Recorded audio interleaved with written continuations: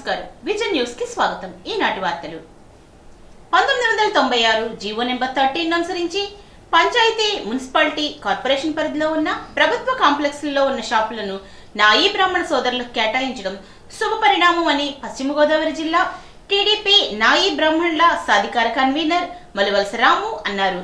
ఈ సందర్భంగా ఆయన మాట్లాడుతూ వేల నాయీ బ్రాహ్మణ సుమారు 20,000 రూపాయలు అద్దె కట్టుకోలేక ఆర్థికంగా ఇబ్బంది పడుతున్నారని, తెలుగుదేశం పార్టీ ఈ విషయాన్ని గుర్తించి నాయీ బ్రాహ్మణులకు ఆర్థికంగా, రాజకీయంగా, సామాజికంగా ఎదగాలనే ఉద్దేశంతో ప్రభుత్వ కాంప్లెక్స్లలో ఉన్న షాపుల్లో రాయితీ కల్పిస్తూ ఉత్తర్వులు జారీ చేయడం, దేవాలయ ట్రస్ట్ బోర్డులలో నెంబర్లుగా గుర్తించినటువంటి ఘనత కూడా కూటమి ప్రభుత్వానికే దక్కుతుందని అన్నారు.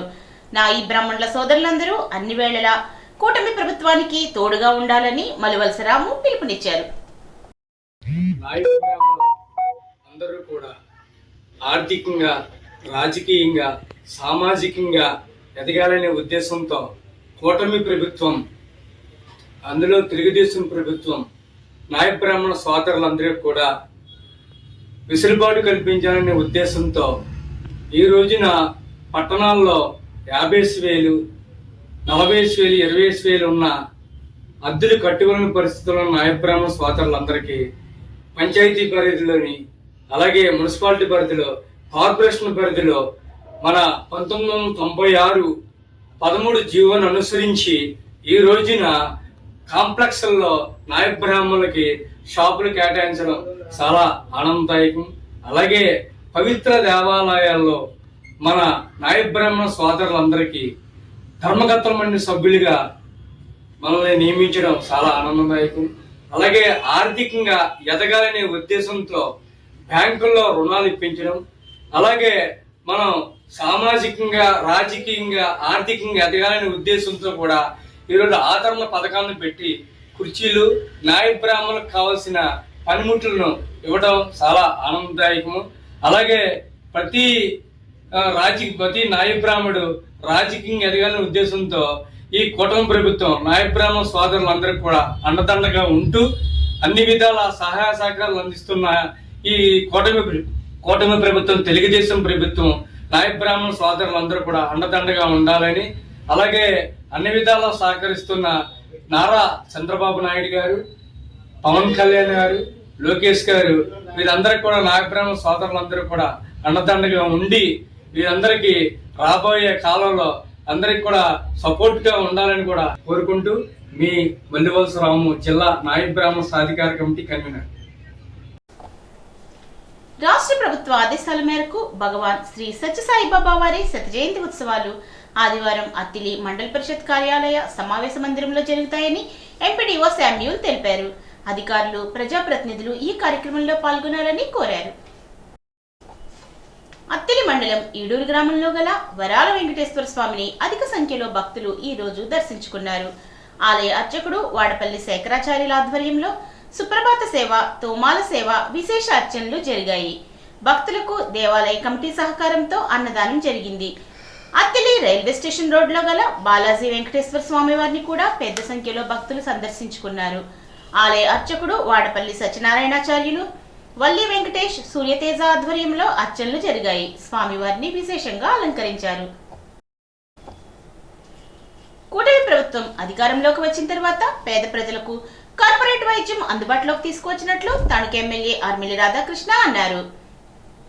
ఇటీవల తణుకు పట్టణంలో నిర్వహించిన ఉచిత కంటి వైద్య శిబిరాల ద్వారా ఇప్పటికీ 663 మందికి ఉచితంగా కళ్లజోళ్లు అందించడంతో పాటు 47 మందికి శస్త్రచికిత్సలు చేసినట్లు తెలిపారు. తణుకు నియోజకవర్గంలోని తణుకు పట్టణంతో పాటు తణుకు, ఇరగవరం, అత్తిలి మండలాల నుంచి 2,000 మంది ఈ వైద్య శిబిరాల్లో వైద్యం అందించుకున్నారని చెప్పారు. ఈ సందర్భంగా ముఖ్యమంత్రి చంద్రబాబు, ఉప ముఖ్యమంత్రి పవన్ కళ్యాణ్, ప్రధానమంత్రి నరేంద్ర మోదీ, మంత్రి నారా లోకేష్ సారథ్యంలో అభివృద్ధి, సంక్షేమాన్ని అమలు చేస్తూ రాష్ట్రాన్ని ప్రగతి పదంలో పరుగులు పెట్టిస్తున్నారని అన్నారు. సొంత ఖర్చులతో వైద్యం చేయించుకున్న వారికి కూడా ముఖ్యమంత్రి సహాయ నిధి ద్వారా ప్రభుత్వం అందుకుంటోందని అన్నారు. తాడేపల్లిగూడెం డివిజన్ ఇరగవరం మండలంలోని విఆర్ఏల సమావేశ మండల అధ్యక్షుడు కటుంగ కోటేశ్వరరావు అధ్యక్షతన జరిగింది. డిసెంబర్ 16న సిసిఎల్ఏ ముట్టడి కార్యక్రమాన్ని విజయవంతం చేయాలని ఆయన విఆర్ఏలను కోరారు. జిల్లా వర్కింగ్ ప్రెసిడెంట్ బీవీఏవి పండు, యాక్షన్ కమిటీ కార్యదర్శి బుంగా గణేశ్వరరావు, జిల్లా సెక్రటరీ మోటూరి మోషే, భీమవరం డివిజన్ ప్రెసిడెంట్ సుబ్బారావు, రాపాక యశ్రత్నం, కట్టుంగ కోటేశ్వరరావు, ప్రసన్న, మల్లయ్య, సుదర్శన్, సురేష్, పెద్దిరాజు తదితరులు ఈ కార్యక్రమంలో పాల్గొన్నారు. ఉండ్రాస్వరం మండలం తాడిపర్రు మాజీ సర్పంచ్ ప్రముఖ దాత మట్టా సత్యనారాయణ అనారోగ్యంతో శనివారం మృతి చెందారు. ఈయన పంచాయతీ నిర్మాణానికి స్థలాన్ని విరాళంగా ఇచ్చారు. ఇటీవలే శివాలయ నిర్మాణానికి 23.5 లక్షలను విరాళంగా ఇచ్చారు. ఉన్నత పాఠశాల అప్గ్రేడ్ కావడం, తరగతి గదుల భవన నిర్మాణాల ఏర్పాటుకు కూడా చేయూతనిచ్చారు. సుమారు 30 ఏళ్ల పాటు పరిసర గ్రామ ప్రజలకు ఉచితంగా వైద్య సేవలు అందిస్తున్నారు. గ్రామదేవత గోగులమ్మ ఆలయ అభివృద్ధికి కూడా చేయూతనిచ్చారు. డిఎస్పీలు చిటికన మురళీకృష్ణ, మోతుకూరి కృష్ణ ప్రముఖులు విచ్చేసి ముద్రేహాన్ని సందర్శించారు. అంత్యక్రియల్లో వందలాది మంది ప్రజలు, అభిమానులు పాల్గొన్నారు. రాయకుదురు హైస్కూల్ ఇన్ఛార్జ్ హెచ్ఎం కాయల వీరస్వామి అధ్యక్షతన ఉచిత ధ్యాన శిక్షణ కార్యక్రమాన్ని నిర్వహించారు. ఈ కార్యక్రమంలో వ్యాయామ ఉపాధ్యాయులు మహేష్ పిల్లలతో వివిధ ఎక్సర్సైజ్లు చేయించారు. పశ్చిమ గోదావరి జిల్లా కోఆర్డినేటర్ కేవిడి ప్రసాద్ విద్యార్థులకు ధ్యానం చేయడం ద్వారా కలిగే లాభాలను తెలియజేశారు. కోనసీమ తిరుపతిగా ప్రసిద్ధి చెందిన వాడపల్లి వెంకటేశ్వర స్వామి ఆలయంలో శనివారం స్వామివారికి తొలిహారతి ఆలయ అర్చకుల ఆధ్వర్యంలో నిర్వహించారు. ఈ సందర్భంగా వెంకటేశ్వర సహిత ఐశ్వర్యలక్ష్మి హోమాన్ని అర్చకులు నిర్వహించారు. ఆలయ అర్చకులు సుప్రభాత సేవా కార్యక్రమాన్ని కూడా నిర్వహించారు.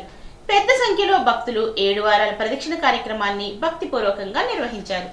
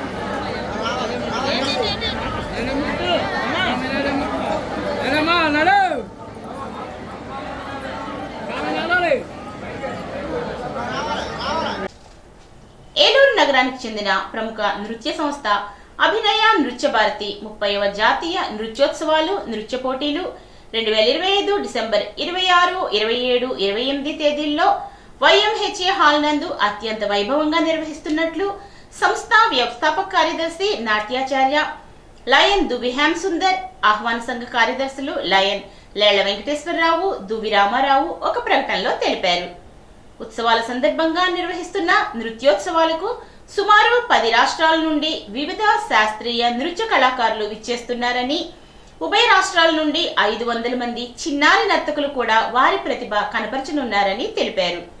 నృత్య కౌముది, సేవా తపస్వి, నృత్య తపస్వి వంటి అవార్డులతో పాటు గెలుపొందిన చిన్నారులకు నగదు బహుమతులను కూడా, ప్రశంసాపత్రాలను, షీల్డ్స్ ను కూడా అందిస్తున్నామని తెలియజేశారు.